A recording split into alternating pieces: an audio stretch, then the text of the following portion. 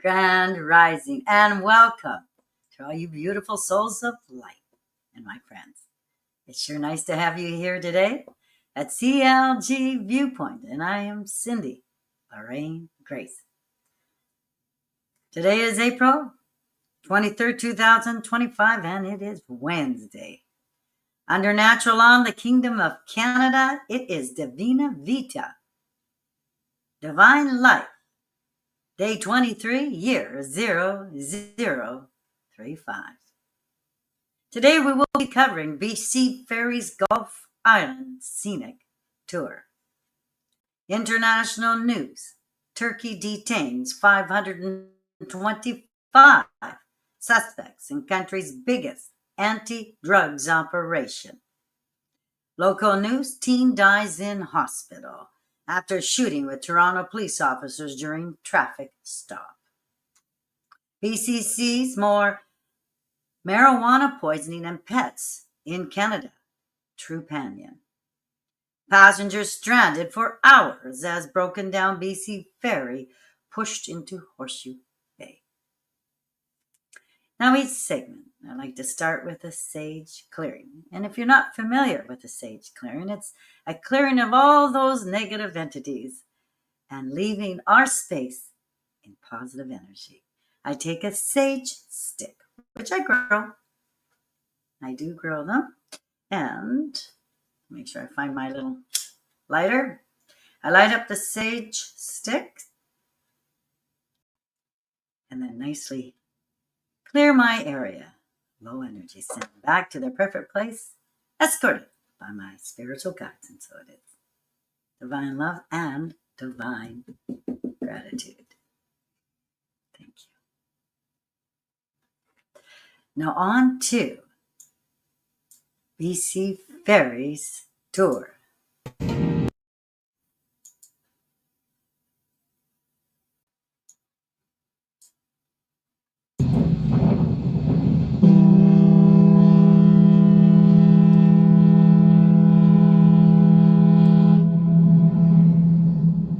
Here in BC, we love to complain about BC Ferries, but it's actually a spectacular way to get great coastal views of the Strait of Georgia and Gulf Islands.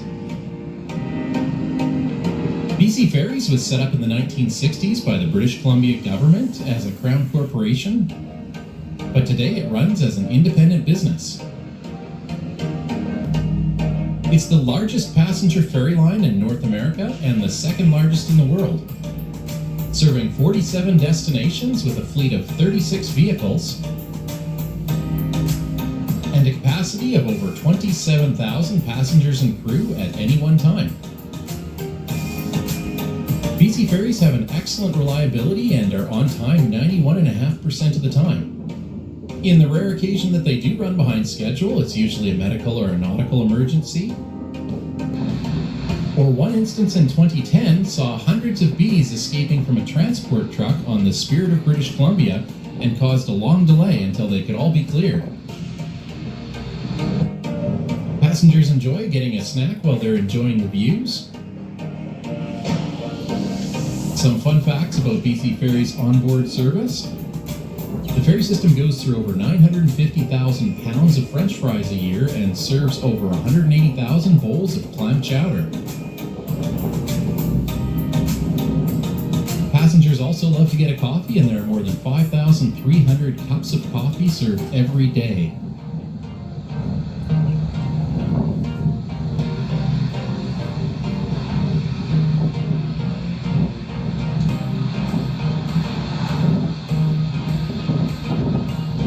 For this trip, we're on board the Coastal Celebration.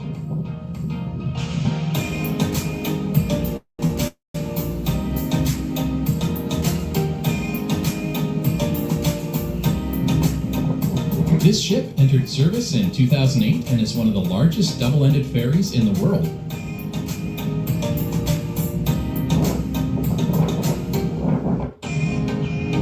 Our trip today runs between the Dawson Ferry Terminal on the mainland and Schwartz Bay on Vancouver Island.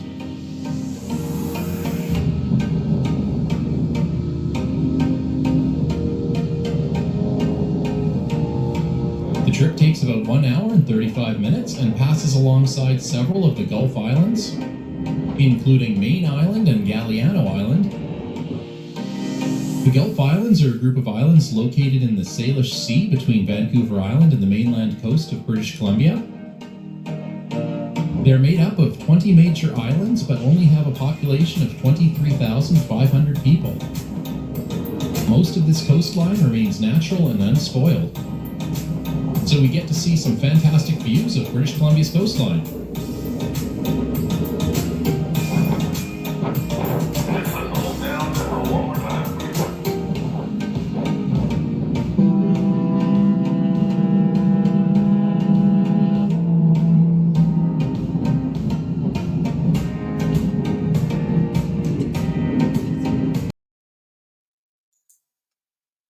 BC Ferries. What a wonderful, wonderful vessel. Well, many, many years ago, I used to work for the BC Ferries. I worked in all the different departments, worked in terminal maintenance, worked on the ships, cleaning tables. I worked as a ticket agent and on the dock, so it was an interesting place to work for. But I must say, the people that I worked with, the frontline employees, were the best. They were such a great bunch of people, friendly, and we worked together like a family. We always helped each other out, and when things got tough, we were there for each other. I really enjoyed that time I worked for BC Ferries. And as a matter of fact, the other day I was traveling on the ferries, and the chief steward that works on the ferries asked me if I wanted a job. Well, no, that was a long, long time ago. I wanted a new chapter in my life, but that was quite kind of him. Anyways, now on to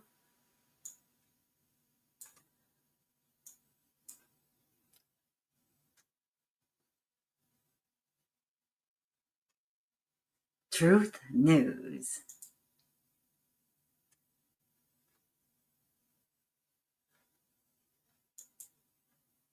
International news.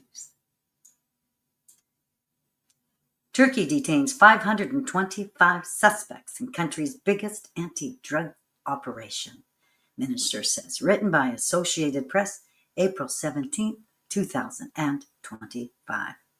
Istanbul. Turkish police detained 525 suspected drug dealers in dawn operations across the capital, Ankara, on Thursday in what Interior Minister Ali Yerlikaya said was the biggest narcotics operation in the country's history. Their operation involved thousands of police officers, sniffer dogs, drones, and helicopters, and targeted over 625 addresses, Yerlikaya said.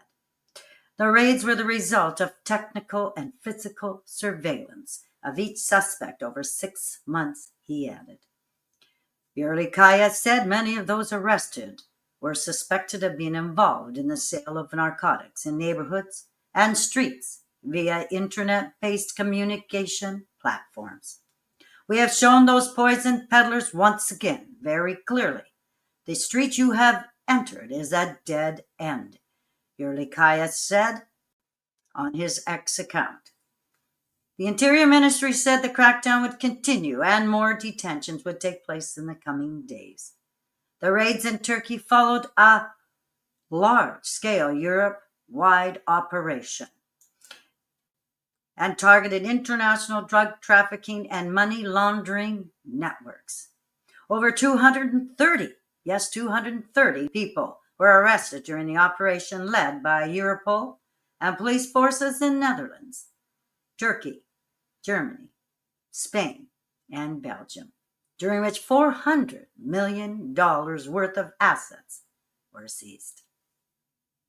My personal thoughts. All will be tried under natural law. Local news. Teen dies in hospital after shooting with Toronto police officers during traffic stop. Global news written by Gabby Rodriguez, posted April 22, 2025. Ontario's police watchdog says a teenage boy has died in hospital just over a day after he struck by gunfire involving Toronto police officers during a traffic stop. News of the death came on Tuesday morning with the revelation the boy, who had previously simply been referred to as a male victim, was 16 years old. The Special Investigations Unit, SIU, which acts as the police watchdog, investigating various incidents such as an officer-involved shooting, said the traffic stop was near Bathurst Street and Shepherd Avenue West at around 11 p.m. on Sunday. A Toronto police officer had stopped an Infiniti in relation to a highway traffic action infraction. It was missing a front license plate, the SIU said. Christy Dennett, a spokesperson for the SIU, said on Monday that Toronto police had reported an exchange of gunfire around the time two officers fired their weapons. A 16-year-old boy was struck by the gunfire. He was rushed to hospital in a life-threatening condition, the SIU said. In an update on Tuesday, the SIU said the teenage boy died from his injuries this morning. A post-mortem examination is being scheduled. Now on to the video.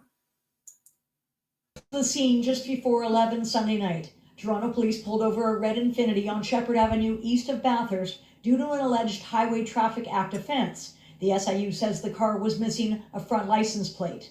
Minutes later, two police officers can be seen on video surveillance firing towards the car as a number of people who have just gotten out of the vehicle start running for cover. Early information indicates that there was an exchange of gunfire. That's what Toronto police have told us. However, I'm unable to confirm that at this time. The SIU, which investigates whether or not police were justified in their use of force, says one man who was inside the car was critically injured. Whether or not he was the man who allegedly shot at police is still unclear. We believe there is a firearm in that vehicle. However, can't speak to if it is indeed a firearm or whatnot, because we simply just have not examined it and it hasn't been retrieved from that vehicle as far as I understand. Tenants of a nearby apartment building who were shaken by the gunfire shared this video with Global News showing the aftermath of the shooting. How many shots? Maybe 3, maybe? The SIU cannot say if the man who was critically injured was the driver and says he has yet to be identified. It also says there were 5 other people inside the vehicle when it was pulled over. Some of those occupants appear to have been arrested by Toronto police, who are conducting a parallel investigation into the vehicle stop. By daybreak, forensic investigators with the SIU were on scene, examining the suspect vehicle, which was riddled with bullets, and they collected cartridge casings that littered the scene. Thankfully, none of the police officers involved in this vehicle stop were injured. 2 subject officers from the Toronto police and 2 witness officials have been designated at this time. Catherine McDonald, Global News. My personal thoughts. It is so sad when a young boy at age 16 loses his life in a shootout. So young. Definitely a full forensic investigation is warranted under natural law. BC sees most marijuana poisonings in pets. Yes, in pets in Canada. Trupanion. Check News written by Adam Chan, April 22nd, 2025. BC saw the highest number of marijuana poisoning vet claims in Canada last year and over the past 5 years, according to pet insurance company Trupanion. Trupanion says that over the past half-decade, it has received 1,831 claims for marijuana toxicity-related health issues in pets, with BC accounting for nearly 40% of them. Between the start of 2020 and the end of 2024, British Columbians submitted 638 claims of marijuana toxicity to the insurance company. That's well ahead of second place Ontario, which reported 458 claims, followed by Alberta with 344 claims. In 2024 alone, BC had 100 129 cannabis poisoning related calls, the most in Canada, followed by Ontario with 117 and Alberta with 66. Vet bills for marijuana toxicity claims range from an average of $400 to $1,100 in Canada, according to Trupanion. Last year, the most expensive average vet bills for marijuana toxicity in Canada were found in Newfoundland and Labrador, where it cost $661, closely followed by Ontario at $656 per claim. BC had the third most expensive average claims at $554. Marijuana may be legal in Canada, but unless it's as a cannabis product specifically designed for pets and prescribed by their veterinarian, it still needs to be kept away from dogs and cats, said Trupanion in a release Thursday. Dogs and cats have more cannabinoid receptors than people, so the effects of even small amounts of marijuana are more pronounced, said the insurance company. Signs of cannabis poisoning in pets. Trupanion says common ways that pets ingest marijuana is through edibles, designed for people, such as baked goods, packaged edibles, or parts of a marijuana plant. The SPCA notes that pets can also ingest marijuana when outside, such as eating a discarded butt off the ground or through second-hand smoke. Signs of marijuana toxicity can vary depending on the weight and species of pet, but symptoms tend to appear within 30 minutes to a few hours of ingestion and can last as long as 72 hours after. A full range of symptoms can be found on the BC SPCA website, though common ones include lethargy, loss of balance, vomiting, dilated pupils, urinary incontinence, agitated behavior, breathing problems, excessive drooling, and more. It's important to contact your veterinarian as soon as possible if you suspect your pet has eaten or been affected by marijuana, said Trupanion. The method of exposure is also important because a chocolate edible may require additional treatment for chocolate toxicity. Yes, chocolate. While an inhaled exposure may require treatment for respiratory issues. Trupanion made its list using its data from each province from January 2020 to December 2024. In 2018 and 2019, and shortly after marijuana was legalized in Canada, several Greater Victoria pet owners reported that their pets had been accidentally poisoned after eating discarded cannabis. Personal thoughts. If marijuana is poisoning to pets, could there be some unhealthy effects on people? What about small children that live in a household where there is a use of marijuana? Could our VIPs, our children, become poisoned as well? Something to think about. Passengers stranded for hours as broken down BC ferry pushed into Horseshoe Bay. 2 round-trip sailings of the ferry between Langdale on the Sunshine Coast and Horseshoe Bay had to be canceled. The Canadian Press published April 21, 2025. Those aboard a disabled BC Ferries vessel had their destination in sight as it sat in the water for hours, waiting to be pushed to shore by a tugboat on Monday. Passenger Rohanna Razzle said the trip from Langdale on the Sunshine Coast to Horseshoe Bay in West Vancouver usually took 40 minutes and should have finished around 11:30 a.m. But instead, those aboard couldn't disembark until around 3 p.m. BC Ferries said in a service notice that the Queen of Coquitlam suffered a problem with its pitch control, which was later repaired with the vessel returning to service late Monday afternoon. Rezo said the ferry was close enough to Horseshoe Bay that drivers had been told to return to their cars before there was any sign of trouble. About to get in the car, I heard another announcement from the captain, this time saying that, oh, we're having some difficulty. And then I noticed that the engine stopped and we stopped moving, he said. And then the captain said there's some trouble. His engineers are going to try to fix it. Rezo said he returned to the deck and waited while crews tried to fix the problem before a tugboat was called to give the boat a little push to the terminal. BC Ferries said it also hired 3 water taxis to shuttle travelers who were booked on other sailings. 2 round-trip sailings of the ferry between Langdale on the Sunshine Coast and Horseshoe Bay had to be canceled. BC Ferries said the tugboat was used to assist the ferry out of an abundance of caution. Rezo said the mood aboard the stranded vessel was relatively calm on the sunny Monday. Though he did hear passengers calling airlines as they scrambled to rearrange. Overall, I feel people are getting agitated since it's a long weekend. So BC Ferries order, he said.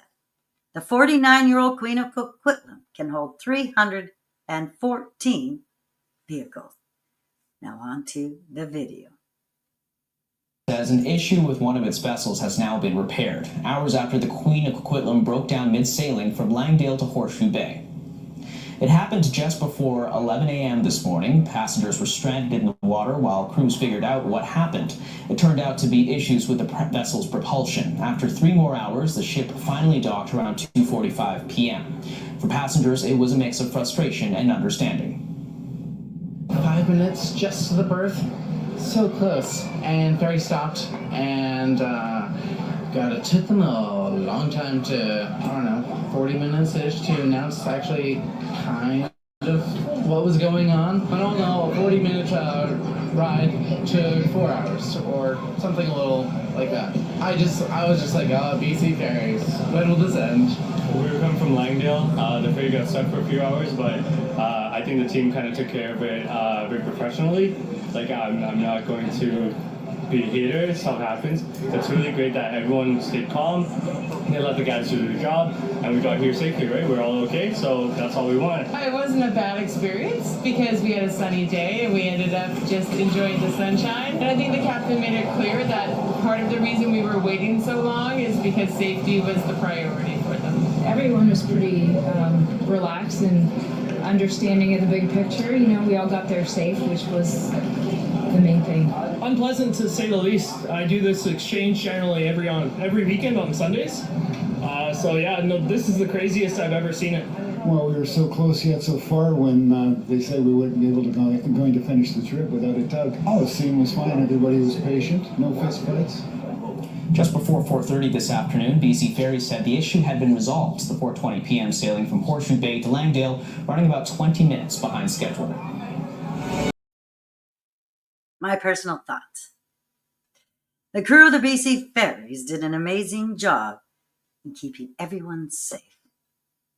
They are highly trained in safety protocols designated by the Transport Canada regulations.